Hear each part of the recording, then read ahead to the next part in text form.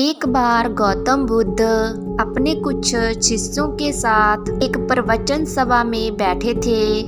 उस सभा में बुद्ध के चाहने वालों से ज्यादा उनके शत्रु थे। जहाँ तक कि जिसने वह प्रवचन सभा आयोजित की थी वह भी बुद्ध से ईर्ष्या करता था। सभा का आयोजन राजा के महल में हुआ था, इसीलिए राज्य के मुख्य लोग सभी वहां पर उपस्थित थे। बुद्ध सभा में जाने से पहले ही जानते थे कि सभा में उनके विरुद्ध कोई न कोई षड्यंत्र अवश्य रचा जाएगा। सभा में जाने से पहले बुद्ध के शिष्य ने बुद्ध को बताया कि बुद्ध आपको वहां नहीं जाना चाहिए, वहां के लोग आपके साथ दुर्व्यवहार करेंगे। ना जाने उन्होंने आपके विरुद्ध कैसा षड्यंत्र रच रखा हो। लेकिन बुद्ध अपनी करुणा के चलते वहां जाने से खुद को नहीं रोक पाते। सभा की शुरुआत होती है बुद्ध के साथ कुछ तीखे प्रश्नों से। बुद्ध से ईर्ष्या करने वाले लोगों का यह प्रयास होता है कि बुद्ध से कोई ऐसा प्रश्न पूछा जाए जिसका उत्तर बुद्ध ना दे सके। परंतु बुद्ध सभी प्रश्नों के उत्तर बड़ी ही सरलता से दे देते हैं। सभा में उपस्थित लगभग सभी लोग अपने अपने प्रश्न पूछ लेते हैं और उन्हें उनके उचित उत्तर भी मिल जाते हैं। अचानक वहां एक स्त्री आती है और वह बुद्ध से कहती है, आप ध्यान की बात करते हैं, आप ज्ञान की बात करते हैं, आप सत्य की बात करते हैं, आप लोगों को सत्य के मार्ग पर चलाने की जिम्मेदारी लेते हैं। क्या आपके भीतर तनिक भी दया नहीं? क्या आपको मुझ अबला की कोई चिंता नहीं जिसे आपने गर्भवती बनाकर छोड़ दिया है?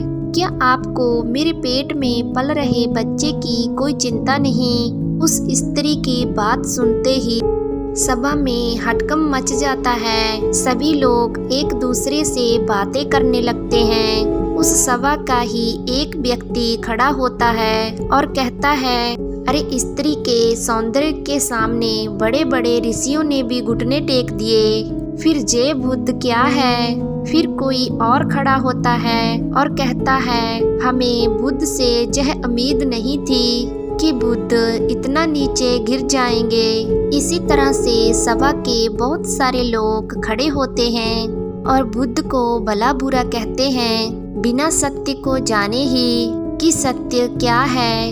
लोग बुद्ध को भला बुरा कहना शुरू कर देते हैं। जब सभी लोग अपने अपने मन की भड़ास निकाल लेते हैं तब राजा कहता है, बुद्ध आप अपनी सफाई में क्या कहना चाहेंगे? राजा भी बुद्ध से ईर्ष्या करता था।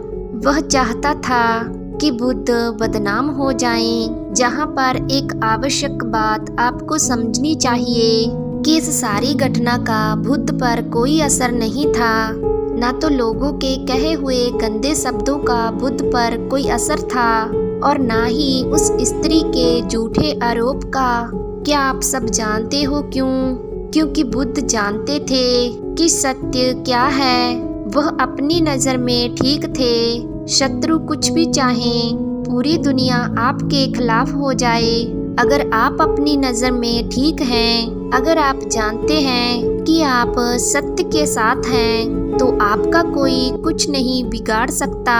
सभा के सभी लोग संदेह में थे, जहाँ तक कि बुद्ध के कुछ नए शिष्य भी संदेह में पड़ गए थे। लेकिन बुद्ध जानते थे कि वह क्या है और यही आवश्यक था। इसीलिए उनके चेहरे पर 1% भी बदलाव नहीं आया था। राजा बुद्ध से कहता है, बुद्ध क्या आप अपनी सफाई में कुछ कहेंगे? बुद्ध उस स्त्री से कहते हैं, पुत्री इस पूरे ब्रह्मांड में केवल 2 ही लोग इस सत्य को जानते हैं कि तुम सत्य कह रही हो या असत्य कह रही हो। इससे पहले कि बुद्ध कुछ आगे कहते, वह स्त्री बुद्ध से अपनी नजरें चुराने लगती है। असत्य का सहारा लेने का अर्थ है कि आप अपने भीतर डर का बीज बो रहे हैं अब यह बीज जैसे जैसे वृक्ष बनेगा वैसे वैसे आपकी समस्याएं बढ़ती जाएंगी। उस सभा का ही एक व्यक्ति उस स्त्री से कहता है, तुमने बहुत बड़ी बात कही है। अगर यह गलत साबित हो गई तो तुम जानती हो ना कि तुम्हें क्या दंड दिया जाएगा। उस व्यक्ति की बात सुन उस स्त्री के हाथ पैर कांपने लगते हैं और वह वहां से तेजी से भागने लगती है। तेजी से भागने के कारण उस स्त्री ने अपने पेट से जो गठड़ी बांध रखी थी वह खुलकर जमीन पर गिर पड़ती है और सत्य सबके सामने आ जाता है। उस स्त्री ने अपने पेट से गठड़ी इस तरह से बांध रखी थी जिससे लग रहा था कि उसके पेट में बच्चा है। राजा उसी समय उस स्त्री को बंदी बनाने का आदेश देता है, परंतु बुद्ध के कहने पर उस स्त्री को क्षमा कर दिया जाता है। एक बात हमेशा याद रखना कि आपका सही होना आपको बड़ी से बड़ी समस्या से बचा सकता है। दोस्तों, हम सभी के जीवन में कोई ना कोई ऐसा व्यक्ति जरूर होता है जो हमें गिराने की कोशिश जरूर करता है, जहाँ हमें किसी तरह फंसाने की कोशिश जरूर करता है।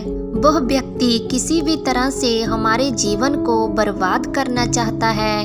अगर कोई व्यक्ति ऐसा करे तो घबराना मत, बल्कि प्रसन्न भाव से उसका सामना करना।